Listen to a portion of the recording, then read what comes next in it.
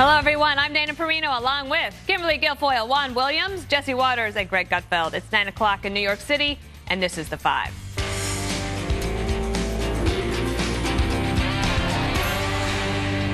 Kathy Griffin intended to create a national firestorm with her bloody beheading stunt this week. She did, and it backfired, resulting in public scorn, the loss of sponsorships and gigs, and even her New Year's Eve hosting job on CNN. Both President Trump and the First Lady voiced their disgust with the comedian's grotesque attempt for attention, and even Griffin admitted she went too far in a video posted online. But today, she wasn't very contrite, claiming she was the one who was wronged in a tearful and awkward press conference.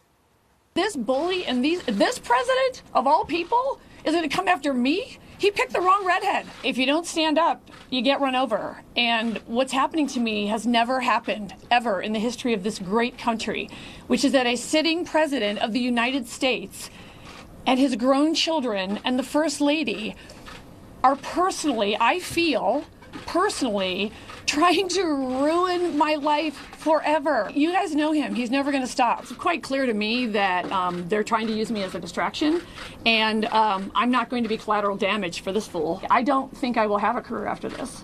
I'm going to be honest. He broke me. He broke me. He broke. And then I was like, no, this isn't right. It's just not right. And I apologized because that was the right thing to do, and I meant it.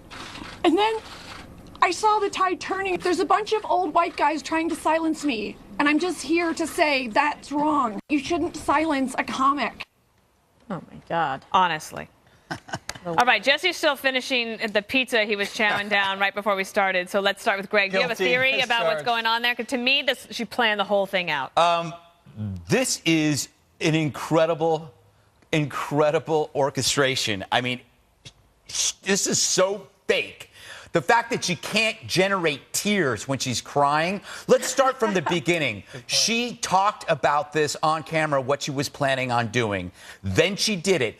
Immediately, the apology was fast and scripted. It was there. It was clean. Everything was right. And then immediately, this isn't a matter of days. There is a lawyer with her to create the victimhood storyline. She's now Joan of Arc. Yeah. It's all of a sudden the story, the narrative is built for her, and she starts talking about all of these things. This was already planned and planted, premeditated, and it's so sad that this is what she has to do because she's so irrelevant. And by the way, she keeps saying she's a comic, which is funny because she never explains the actual what was joke. Funny? I know. What was the punchline? Yeah, like she said, I didn't intend to. Yes. What did she intend to do? We have no idea. The one thing that is, it's the comedian's excuse to say it's a joke. But you know what? We all have that excuse. A comedian shouldn't have more of a right to be crass or crude. We should all have that right. So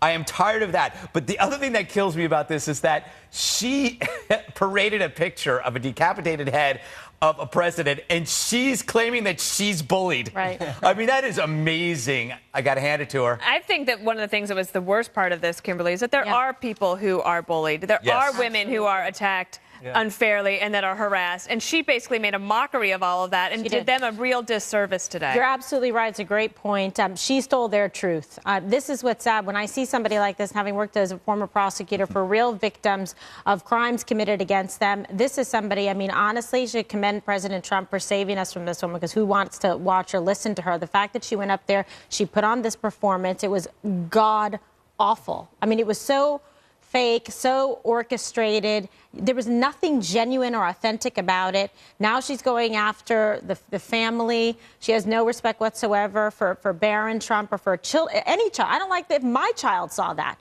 You know, in terms of her behavior, I don't understand why she's unwilling to accept any personal responsibility for her conduct. She is not a victim. She is the perpetrator, and she is the one that went and did this cheap, grotesque stunt. And I think that the president and first lady's reactions were actually appropriate, rather mild. And measured. Let me have you take a listen to Jamie Foxx, who commented on this today, Jesse, and then get your take on it. Okay. Don't kill the comedian. We don't mean any harm. You guys got to stop it. The world is filled with people that mean you harm. and we sit and we give them a pass. You understand what I'm saying? So I know she made a mistake or whatever, and we're all gonna make mistakes. But you need us, man, because we're there to make you laugh.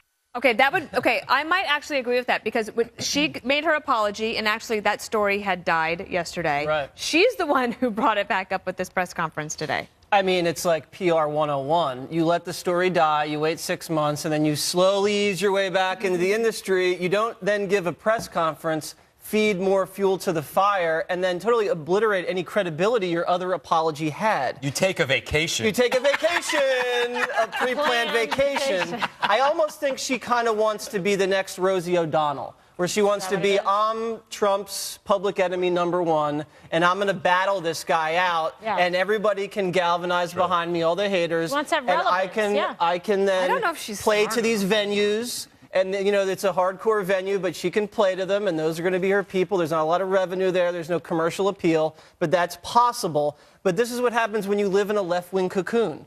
You live in a world of Trump hate, and then you cross the line into decent society, and decent society says, no, you can't do that. Your job's done. You know, you wake up, Kathy. This is how the real world is. And the media created an atmosphere like this, and now one of their own is paying a price. Juan, even Senator Al Franken, who initially said that he would keep this planned event that they had together next month, he actually now has said he's not going to have her there either. So there are consequences for her actions. Absolutely. And to me, what's interesting is that you see people like Franken, but I think lots of liberals who have condemned her and said, you know what you did, and you know, going back to what Jamie Foxx had to say, yeah, comedians are there to make us laugh, but what she did wasn't funny. Right. In fact, I think one of the big critiques I've heard is that she somehow generated sympathy for Donald Trump in this act. Right. I mean, that's incredible, but she did it.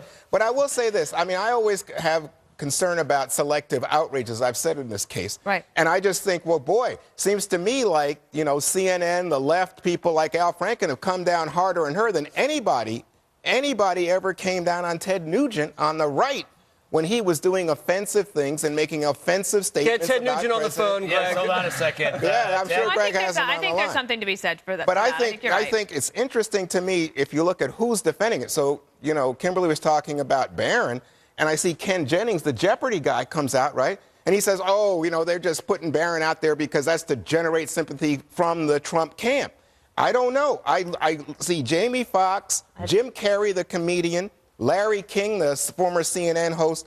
They all say, hey, look, it was comedy. She was offensive, but let it go. But Juan, don't you think, Kimberly, that actually the apology would have been fine if she then hadn't gone forward to file a lawsuit and say she's a victim? Yeah, Did she file a lawsuit? Oh, I don't know. Was there a lawsuit? Why is she with the lawyer? But she didn't. The point is, she's with the lawyer. This is all planned. I agree. This is every step of the way. Right, exactly, because she's just trying to now make herself some, you know, sympathetic public figure. But it's not. Her first apology wasn't even, you know, sufficient or good. She didn't apologize directly to the president, you know, or to her family. It was sort of to her fans, kind of. So she was not sincere. But she should have even left it at that, because now she's made it even worse by trying to go forward and pretend that she's a victim, even though it was her own personal choice and conduct that she engaged that was pre-planned, premeditated. Why the Lisa Bloom lawyer stunt? Like, what is she doing there, then? Well, that's what they do. And someone's aggrieved, you come forward, and they have the lawyer by them. Even if you don't plan to file a lawsuit? Listen, That's weird. Well, who is she going to sue? I don't know. I don't know. I don't know. But why do you have the lawyer? They do this so they go forward, and we have Anytime support. you bring a lawyer into the situation, it makes people back off a little bit. To go forward and have a press conference because I have a legal redress to create the appearance. I think that she has some kind of actionable case. Which you know what bothers me though is I think the whole idea of civil discourse is obviously at low ebb in our country. But this woman is a provocateur. She has been thrown off The View. She's been thrown off Letterman. Some people say she's thrown off Ellen DeGeneres because she says obnoxious things to get attention. Not funny. She's not an artist. She's not Maple. But you know what, Juan? She's just being rude. But the press machine knew what she's all about. Sure. She was on an Emmy red carpet and made a sex joke about Jesus. Right. She was kicked off an E red carpet for making an inappropriate joke over 10-year-old Dakota Fanning. She was actually had to give her paycheck back to CNN at one point because she used the F word when she was talking about a 6-year-old boy. So everybody saw what she was all about, and they enabled her. And why did they And then keep when her she on, finally by the way? crosses, then everybody distances themselves. It's very convenient. You know Well, what? I wish the right would do that. You know, We do. You know what I think would be really interesting is if Donald Trump tweeted, you should tell him this tomorrow morning when he calls you. He should. I don't advise him.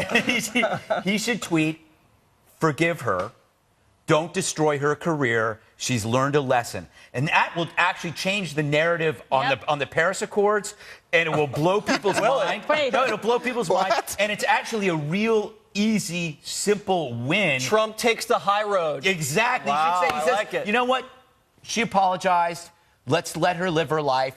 It's actually one of the best things that a leader can teach you is the power of forgiveness. Yes, which is- and there's politics is short term. Let it go. I mean, that would be amazing. She would be very lucky if that happened. Unless Jesse's right, and actually she thinks she's advanced her career. Well, I'm Well, usually we'll right, see. so Well, we'll she see wants about to. that. I think she wants to keep this going. She wants to be aggrieved, and that's what you're saying. Take the wind I think out she of wants it her by seat, saying, okay, Juan. sorry, enough. She wants one seat. Oh, no. I have to sit next to her. Haven't no we hugging, been Jesse, through no hugging. enough? For all of you who are mad at Keep Juan, Juan, think keep about that. Oh, no. Vote now. Look at this. Vote now. Let it Juan go. or Kathy. All right, coming up, President Trump takes on the world by pulling out of the Paris Climate Accord, and some folks are in full meltdown mode. We'll show you after this.